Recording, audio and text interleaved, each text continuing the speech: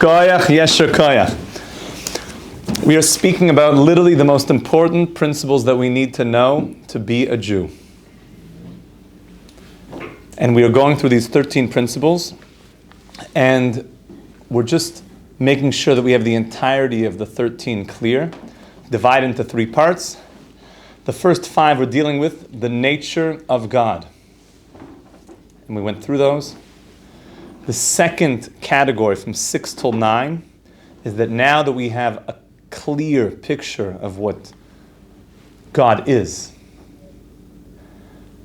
and also what God is not. Like Rabbi Nachman was famous for saying that he would spend time with people that were not believers, people that were into all sorts of not good things, and they said, we don't believe in God, And he would play chess with them. It was a common pastime for those that were not into God. I don't mean necessarily so. That seems to be something that otherwise intellectual, sophisticated people do, because they show how sophisticated they are, how good at chess, but they're too sophisticated for their own good to be close to God. And Rabbi Nachman would say, I also don't believe in God. Rabbi, we know it. You're one of us. Yeah, the same God you don't believe in, I don't believe in him either. That same one. So let's talk about who God is. That's the first of the 5.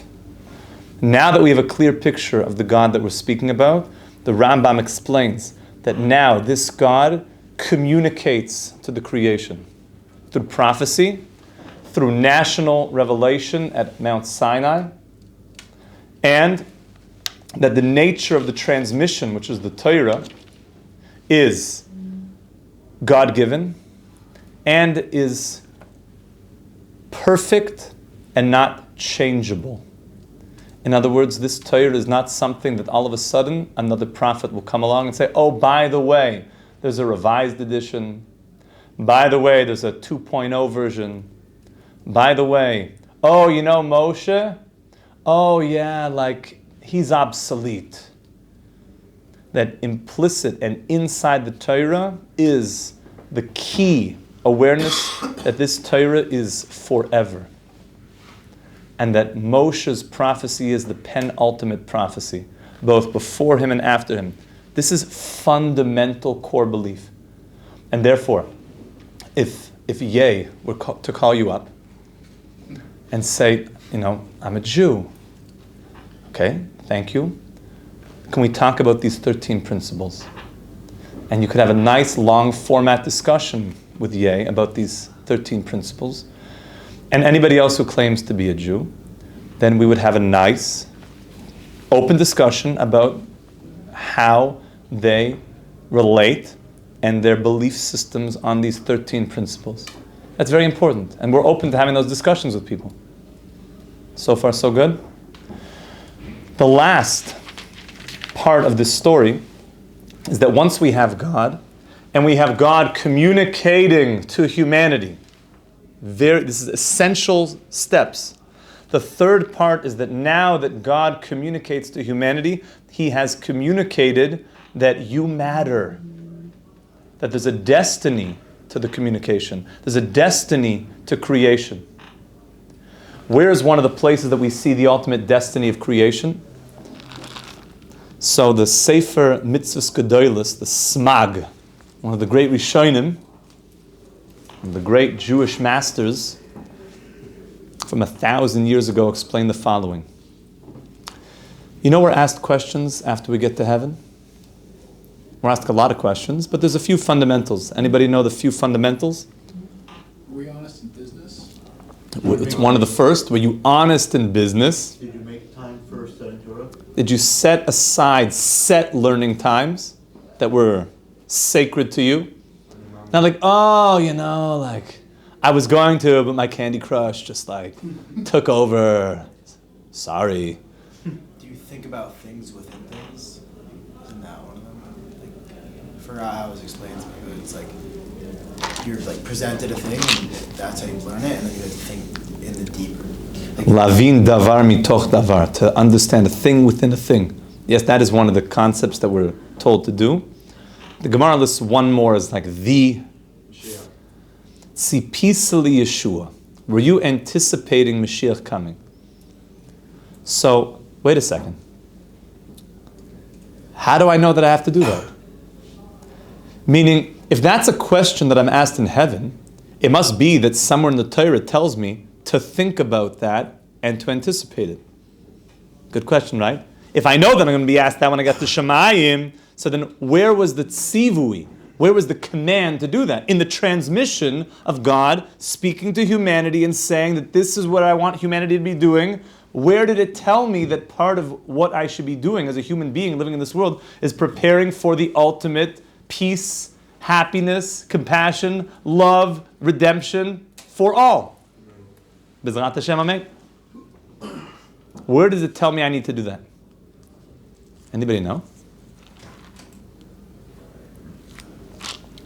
Just go through the entire Torah in your brain right now. Bereshit Bar Lakim, and Kol Yisrael. You see anything? Yaakov's death. What about Yaakov's death? It's actually coming up soon. Bonjour, mon frère. Bonjour. Anytime I use my French, I cherish those moments. I try not to lose it. It's actually coming in a few weeks in Parshas Yisro. What is famous about Parshas Yisro? Yitro? Jethro? Ariel. When Yitro visits his son-in-law Moshe, he sees that he is always busy answering people's questions by himself, and he gives him the advice that basically sets up the judges system of that time. Okay, so that's a very chashuv thing. We do learn about how to set up justice and how to set up leadership through that. But how do I learn that I have to anticipate the redemption? How do I learn about the destiny of humanity from that? So in Parshas Yisro, probably the most famous part of the Parsha, even though that is a famous part, the Sari Alaf from Sari Meis,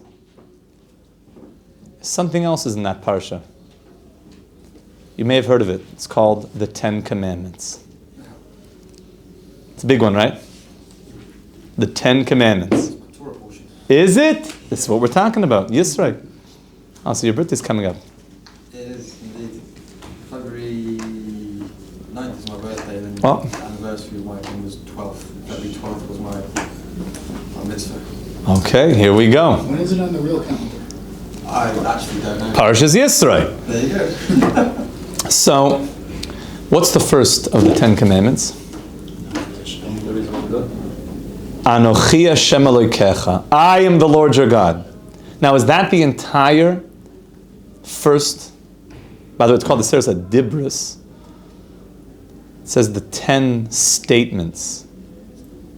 Seres HaDibros. The first statement is, I am the Lord your God. But does something else come after that? There is no other.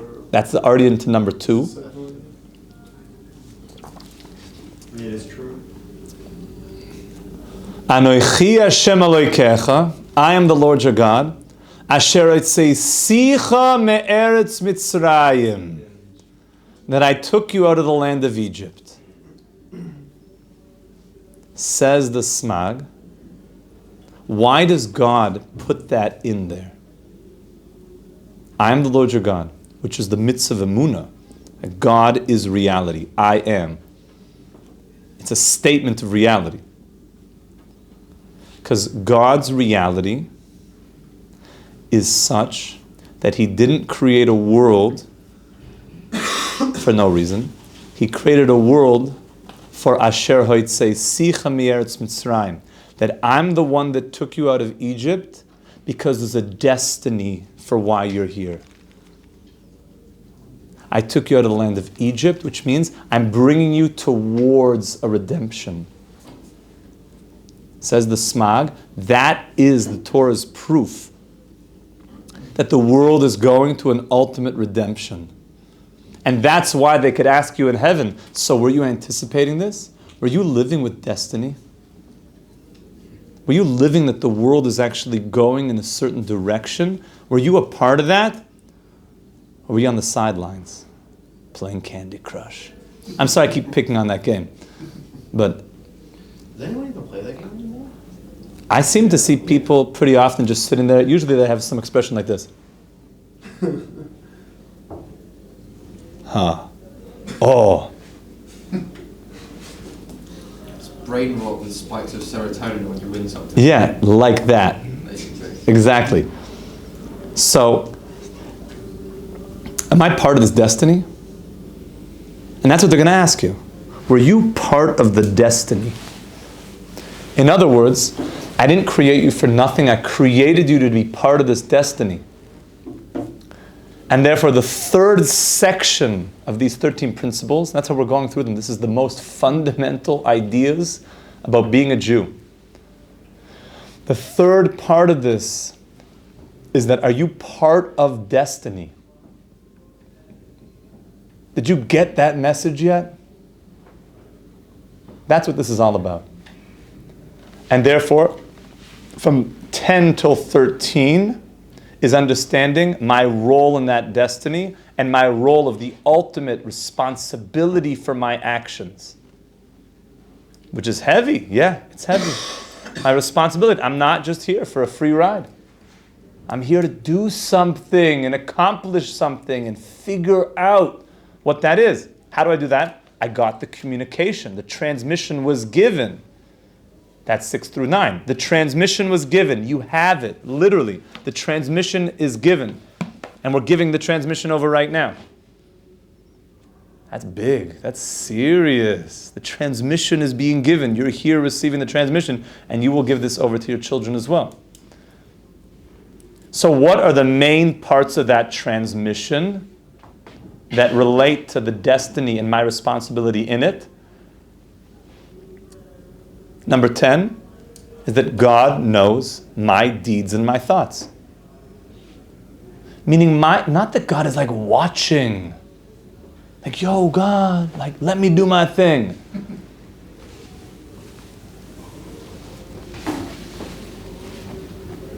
It's God is watching because what you're doing is significant. That's what it means. Arya? You mentioned how we're supposed to play a role with destiny, and we're given some details on that. But ultimately, what is destiny? Mashiach. The revelation of Hashem in the world. Peace and love and goodness for humanity. That's pretty good to me. No more war. Yeah, what is actually supposed to happen when Mashiach comes? Oh, get ready, my friend. When we get into Mashiach, which is number 12, we're going to have some fun. We talk about all the things that Hashem said will happen when Mashiach comes. Hold on to your tzitzis. Hold on to your tzitzis and get ready for the ride. It's going to be very good. I'll tell you a couple things. Is that you'll be very wealthy. But the wealth will be used to build Hashem a palace here. We'll be learning a lot of Torah. You'll be spending your days just feeling connected to your Creator. Will there be a change in the way that we learn Torah, considering that a lot of things, at least from what I've seen so far, is about bringing the Moshiach? And so, what surely will take a different kind of... The idea is that the Torah that you learn in bringing Mashiach is a Torah of the consciousness of Mashiach, which means you'll be learning things. In a certain way, it's the same thing. As you're learning the Torah of Mashiach, you're literally bringing that consciousness into the world. And when he's here, that light will just explode. You'll be learning the secrets of the universe. Mendel? What about the idea like there'll be no more machlokas within learning? There'll be diversity and different ways of seeing it, but we'll see, people will be able to appreciate the way that you see something, and they'll be able to appreciate how somebody else sees something, and it'll be like two facets of the diamond. You'll both be right, and people will actually appreciate each other's point of view. That diversity will shine like different instruments in an orchestra, that they won't contradict each other, they'll add to the sum. What about the idea of, like in Gullus, we learn Talmud Yerushalmi, and the Talmud Balvi, and we learn, we pass like Beis Hillel. Like in the Gula, we're going to learn the Talmud Yerushalmi and Paskin Beis Shammai. Yeah, it doesn't mean that we're not learning Bavli. It means that Talmud Yerushalmi means absolute clarity. That's why when you learn Talmud Yerushalmi, there's not so much back and forth. It gets to clear light very quickly. So when Mashiach comes, we're going to see the light very quickly. There's a certain benefit of the Gullus, is that it allows for you to find the light from within the darkness, which is a great light. When Mashiach comes, it's going to be light. It's going to be light from within the light, which is not in a certain way as great. Now we have an opportunity in these last, hopefully, minutes before Mashiach to still learn the light from the darkness. Yeah. Is Gogu Mogog a real concept before Mashiach? It's very real. We hope that it happened already. What was that? God, A great war is spoken about before Mashiach comes, and we hope that that's already finished. We hope that that may have been World War II. Supposed to live. World War II. And that we're supposed to take place with the Jews in Eretz Yisrael, right? It says, the Chidushei Rim says something very, very deep, and remember this your whole life, that the war of Gog and Magog can happen when you're struggling to have kavana when you say Shema Yisrael Hashem Elokeinu Hashem Echad. That the entire war on your consciousness of Gog and Magog, that you're sitting here in Yerushalayim and you're peeking down at your Candy Crush, and instead of saying Shema Yisrael and having unity consciousness, you're removed into some other distraction. That is the war. So it doesn't actually have to be like a physical battle. Correct. It doesn't have to be dead. Correct. It's more about the We- collective soul of That's right. We see if someone's being distracted from a spiritual thing as a death. Then I can't have, let's even make this more something in the nefesh. If you're speaking to your wife and you're so distracted that you can't focus on the unity of that relationship, God forbid, that's like a death because there's some, game that you're playing. And she's like, why won't you just talk to me and be with me? It's like, I'm with you. I could say back every word you just said. Yeah, but you're not with me. You're pulled somewhere else. That's like a death. That you could pull your consciousness and bring it into the relationship, that's life. That's a war. That's a battle. That's not an easy battle. How much kavana did we all have this morning when we said, Shema Yisrael Hashem Elokeinu? You're sitting in shul with your talis and tefillin on. And your mind is in something, somewhere else. Ariel? You say it might be a mental battle, but isn't it part of the Gog and Magog also involving the battle at Megiddo? We want that there should be no physical battle. But it still mentions it, doesn't it? We've already had a lot of battles. There does not need to be more fighting. And if you could have kavana, when you say Shema Yisrael, you're preventing more battles. You're doing the battle. So get the job done, my friends. No pressure. But I'm pressuring you. Get the job done. Rabbi Nachman says the greatest weapon of a Jew are his tefillas. That's right. That is the weapon. That's the clay Zion. That is our weapon. The weapon of prayer. Why do we wear tefillin? I love tefillin. Yeah. And I love that question.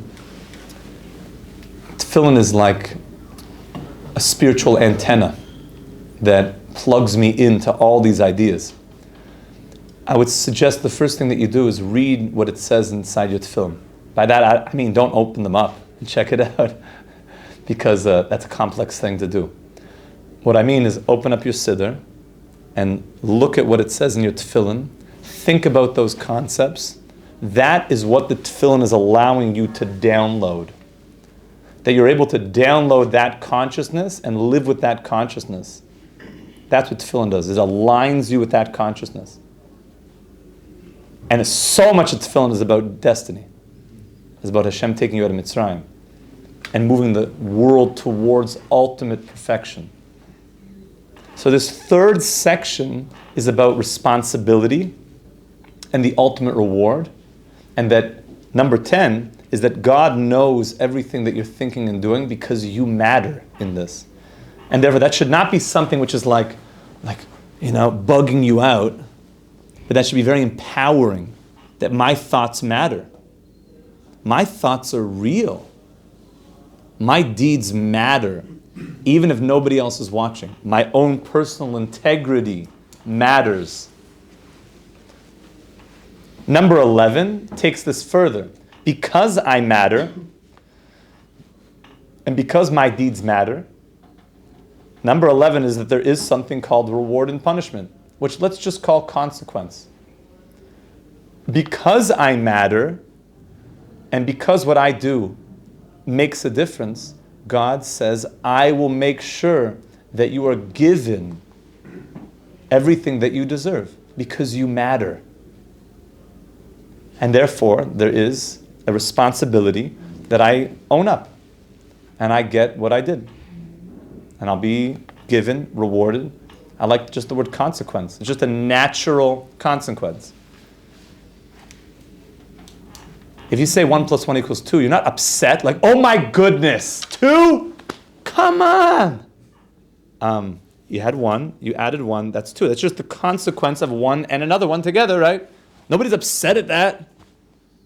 That's just the consequence of 1 and 1 = 2. Nobody's like getting all up in a tizzy, I hope. You're racist. No, you're not. It's a consequence that 1 and 1 is 2. What about people who like to say like the reward and punishment is shifted in a sense? How so is it shifted? Because of the lack of knowledge. People don't Yeah. really- You're only going to be punished. If a person doesn't know any better, then that's not the natural consequence to punish. You know, a kid who literally doesn't know. Let's say there's a kid in the house, and they, what's something that's important to you guys? Besides your phone. Your Fender Stratocaster? Help. Let's say an item to you. Your wallet. Your wallet. Okay, so you have a 6-month-old that gets your wallet and finds those binyamins in there and starts eating them or ripping them. And Baruch Hashem, his dexterity is excellent. He's able to make them into tiny little pieces. And a few of them he ate, so you can't even put the thing back together. So is he to blame? It's a natural consequence. He doesn't know any better. You can't be punished for that. He doesn't know. Probably the message for you to not leave it within reach of your baby. So if somebody doesn't know, then they cannot be held culpable or responsible. So too with us. Now, how do we know who knows and doesn't know? We don't. Each their own. Yeah, Hashem will know. We have some indication. I mean, for yourself, you can have an indication. You can't always put like, I'm just a Baal Tshuva, Hashem. Like, you understand. I'm just a Baal Tshuva. I'm just like, I'm new to this. I'm just, 10 years later, and somebody offers you a BLT sandwich, and the B is not, beef. Thank you. I thought if the B was beef, I'm just about tshuva, Hashem, you understand. Like, how would I have known? So here, this causes a person to have a lot of personal integrity and responsibility, is to think, is that there's going to be consequence for different things. We're so into personal responsibility, it's beyond. It's like the core. And think about that, because the entire system, which is that God communicates responsibility. Yossel? I guess to that point, like with Moshe Rabbeinu, who God communicated the most to, he also was, I guess, held accountable with the most responsibility. Like when he hit the rock, he was charged with death. That's right. Like, the more you know, the more responsible you are. It's a rock. The more you know, the more responsible you are. If you're in a position of leadership, you're held more responsible. And we can relate to that. If somebody is in a higher position of a higher position of power and influence, he has more responsibility. It could lead to God forbid, a lot of debris field if he makes bad decisions. If a person doesn't really know anything and he does something, it doesn't affect so many people. It's going to affect him, potentially how much he knows. But if he's in a position where he has more awareness and there's other people that are getting affected by him, there's going to be more consequence. Therefore, a person has to hold himself at a higher level. And the more a person grows in life, there should be certain things that a person will say, I'm not sure if this is befitting of me anymore. Maybe there was something in college, like I didn't mind, standing on top of a keg upside down, drinking a beer. But I hope that, when you're married and your wife and your kids, and you become a prominent member of society, that, you don't show your kids, you want to see something cool, kids? To Dad? Really? Now, it's not usser, the beer's kosher. You are probably getting a good delt workout by being literally upside down. It's, as far as yogic benefits, the blood coming back into the head area is a very important thing for circulation. But the sum total of the experience is probably just not befitting of you. You know what I'm saying?